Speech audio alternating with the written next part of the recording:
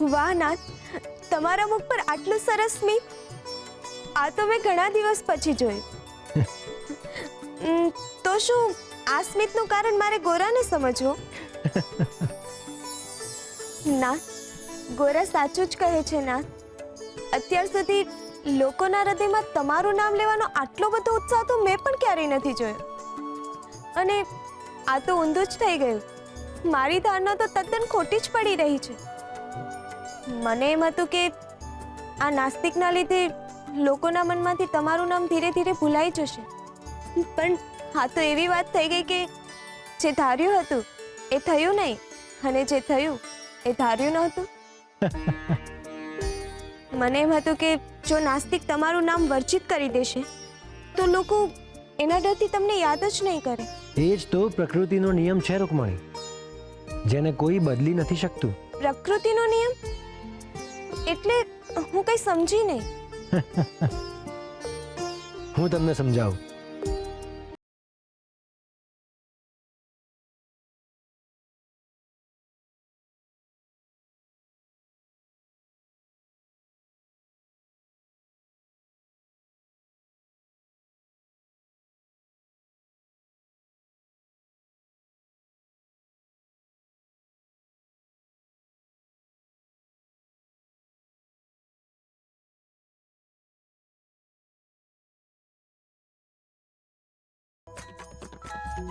આ જુઓ રૂકમણી, આ પાત્રમાં પાણી કેટલું શાંત દેખાઈ રહ્યું છે. હવે જો હું અવરોધરૂપ પથ્થરને પાણીમાં નાખું તો શું થશે એ હું તમને બતાવું.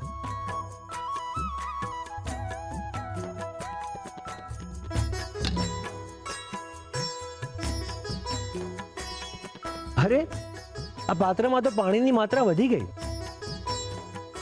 મારે તો પાણીને વધતા રોકવાનું હતું. રૂકમણી, હજી એક વધુ અવરોધરૂપ પ્રયત્ન કરી જોઈએ.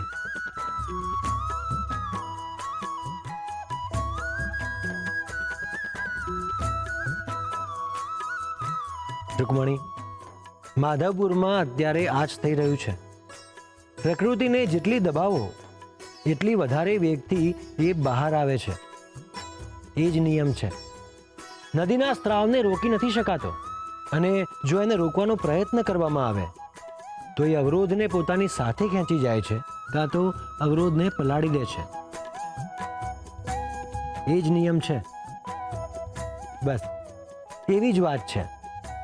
પણ હા, જો અવરોધ વધારે મજબૂત હોય તો સમય વધારે અવશ્ય લાગે છે, પરંતુ પ્રકૃતિ ક્યારેય અવરોધને આધીન નથી થતી. એ જ રીતે પ્રકૃતિ પણ આવા મનુષ્યના જીવન ઉપર પોતાની હયાતીના નિશાન બનાવે જ છે. એ જ પરમ સત્ય છે. રૂકમણી, પ્રેમની ભક્તિ એ આ બધા મનુષ્યની પ્રકૃતિ છે.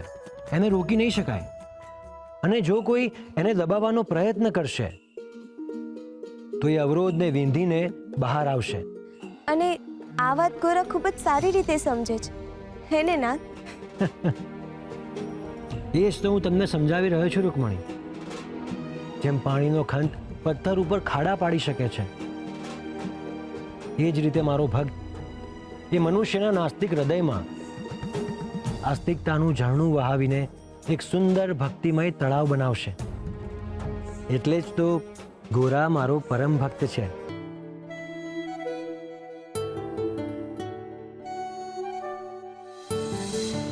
ગંગા, આની નીચે ધાબળું નાખી દે.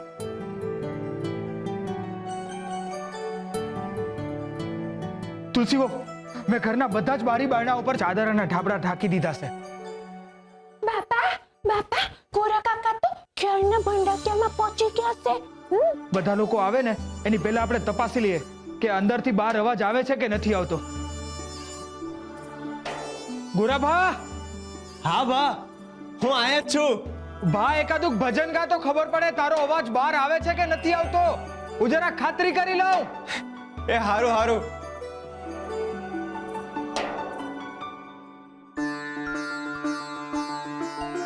હરી હરી બોલો બધા, હરી હરી બોલો, હરી હરી. એ આ હું કરે છે? હરિનું નામ હું કામ લે છે? એ હારું હારું, હરીનું નામ લીધા વિના ગાઉં છું બસ. ઉભા રહ્યો, હું પણ આવું છું તમારી હારે. ઉભા રહ્યો, ઉભા રહ્યો.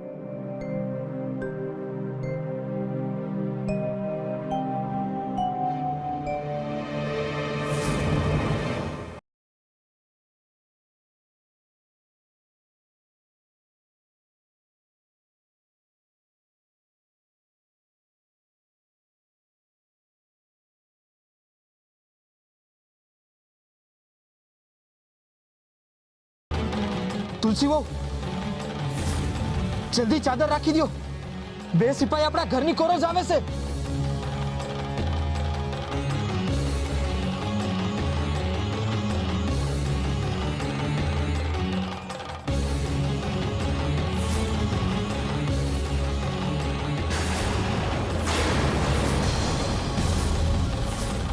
આ સૈનિકો અહીંયા કેમ ઊભા રહી ગયા? આ લોકોએ ક્યાંક ભજન સાંભળી તો નહીં લીધો હોય ને? ના ના, એવું કઈ રીતના બને? મને તો જરાય નહોતું સંભળાતું. હે હરી, પાછવી લેજે મારા નાથ.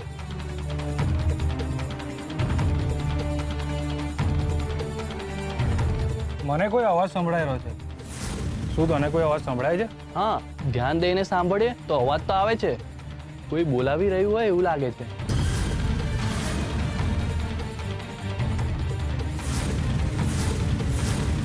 મને લાગે છે કે એલા ચણિયા બોર આવી ગયા છે. એ જલ્દી આવો નહીતર પતી જાહે. અરે હા, આ તો પેલા નીમલાનો અવાજ છે. હાલ આપણે ભાઈ બોર ખાતા આવીએ. હાલ ત્યારે ચણિયા બોર ખા, મને બી ભૂખ લાગી છે. હાલ. હાશ, બચી ગયા. મને તો એમ કે આપણે પકડાઈ જાહું.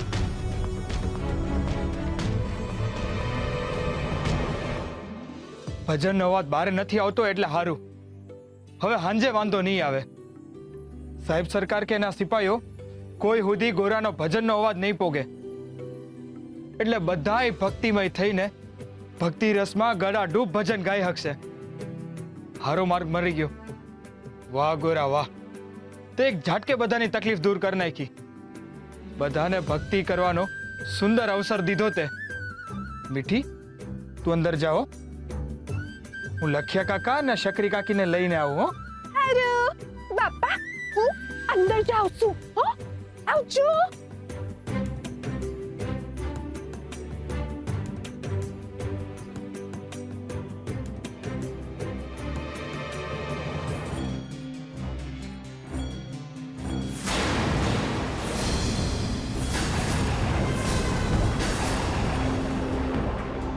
ભજન બહાર ન થંભળાતું એમ ને?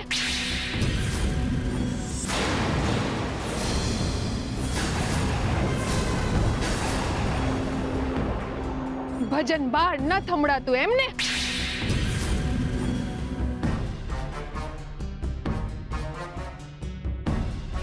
આજી હાંજે ગોરા કાકા ભજન ગાશે ને ત્યારે આ કાંડી આંબલીથી ઘરમાં લાગેલા બધા પડદા અને ધાબળા ઉડી જશે તો ઓ બાપરે, પછી આખા ગામને ભજન સંભળાશે ને સૈનિકો સાંભળશે ને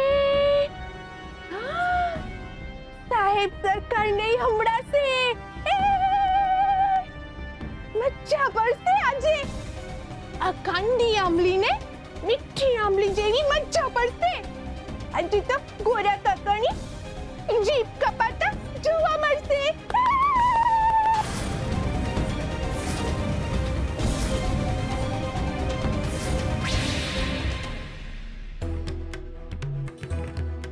હે પ્રભુ, આ શું થઈ રહ્યું છે? આ કેવો પથ્થર છે જેનું સર્જન તો પ્રકૃતિની માટીમાંથી જ થયું છે, તો પછી એ પ્રકૃતિને જ નડી રહ્યો છે. રૂકમણી, મને કહેશો સૃષ્ટિનું એવું કયું તત્વ છે જે પ્રકૃતિમાંથી નથી બન્યું? પણ ના, આ તો જુઓ, હા મીઠી તો પોતાના ગાંડપણને એની ઢાલ બનાવીને તમારી ભક્તિમાં વિક્ષેપ પાડવાના પ્રયત્નો કરી રહી છે. એક બાજુ પેલો નાસ્તિક છે અને આ બાજુ ઘરની જ વ્યક્તિ પીઠ પર ખંજર પોકી રહી છે. ના, ગોરા માટે હવે તમારી ભક્તિને બચાવવી ખૂબ જ અઘરી બની જશે.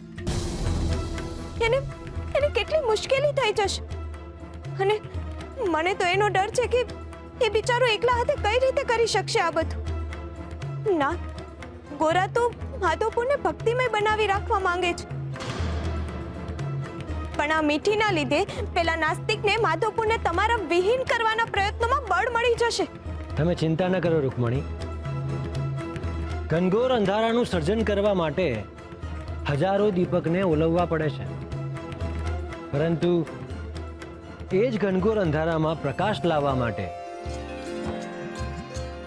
એક જ જ્યોત પૂરતી છે. એટલે એમ કે જેને જે પ્રયત્ન કરવા હોય એ કરી લે. તમે ગોરાને ભજન ગાવાની શરૂઆત તો કરવા દો, પછી જુઓ તમે શું થાય છે. માત્ર માધવપુર જ નહીં, મારે પણ આજે એના ભજનના સૂરમાં કૃષ્ણમય થવું છે. ગોરા તો મને મારાથી મળાવે છે, અને એટલે જ તો એ અનુભવની તો હું પણ આતુરતાથી રાહ જોઉં છું. મને પણ ઈચ્છા થાય છે કે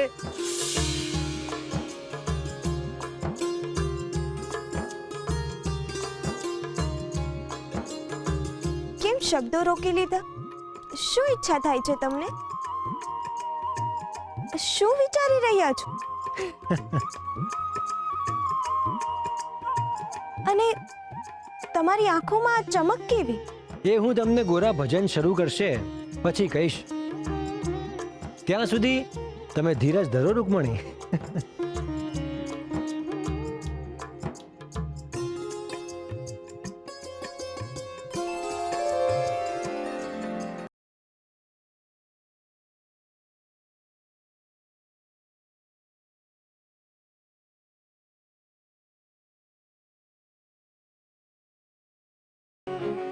શુરા, આપણને કોઈ પૂછે કે શકરીબેનને આ રીતે ક્યાં લઈ જાઓ છો તો? કાકા, કોઈ જોહે ને પૂછશે ને ત્યારે જોઈ લેવું. અટાણે હાલો. હા હા, હાલો હાલો.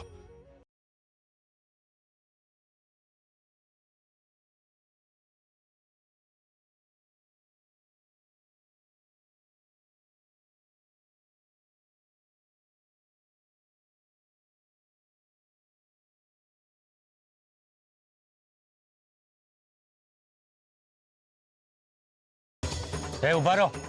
તમે માજીને આવી રીતે ખાટલામાં ક્યાં લઈ જાઓ છો?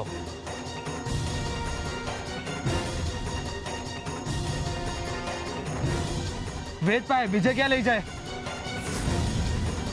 તમને એમની હાલત દેખાય છે ને, છતાંય પૂછો છો?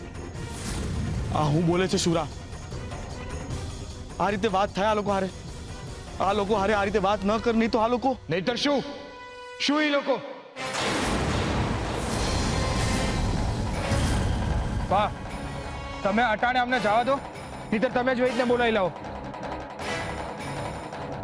જલ્દી કરો, માજીની હાલત બહુ ખરાબ છે.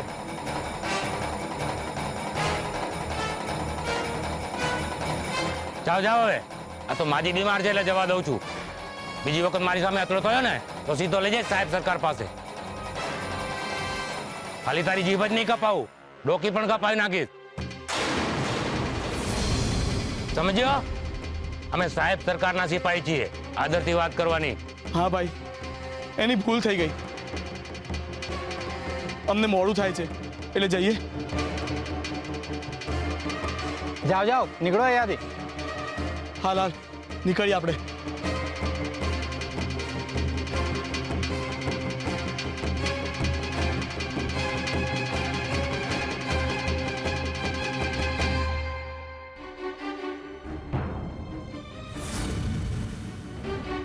કાકા, સિપાહી છુપાઈ જઈએ. અવરોધ. કોઈ પણ શુભ કે અશુભ કાર્યમાં અવરોધ તો આવે જ છે. મનુષ્ય કોઈ પણ કાર્ય કરે છે એની સાથે એની ઘણી બધી ઈચ્છાઓ અને આશાઓ જોડાયેલી હોય છે, પરંતુ બીજા લોકો એવા પણ હોય છે જે એમની ઈચ્છા અને આશાનો વિરોધ કરે છે, એમના કાર્યમાં અવરોધ ઊભો કરે છે. પરંતુ કહેવત છે ને, જે મનુષ્ય ખાડો ખોદે છે એ પોતે જ એ ખાડામાં પડે છે. એ જ રીતે અવરોધ ઊભો કરનાર મનુષ્ય અજાણતા આપણા શુભ કાર્યને વધુ સરળ બનાવી દેતા હોય છે. અને જે શુભ કાર્ય કરે છે એની મદદ તો ઈશ્વર પણ કરે છે. એટલે યાદ રાખજો, જો કોઈ આપણને પથ્થર મારે તો ઈશ્વરનું નામ લઈને એ પથ્થરની સીડી બનાવી દેવી.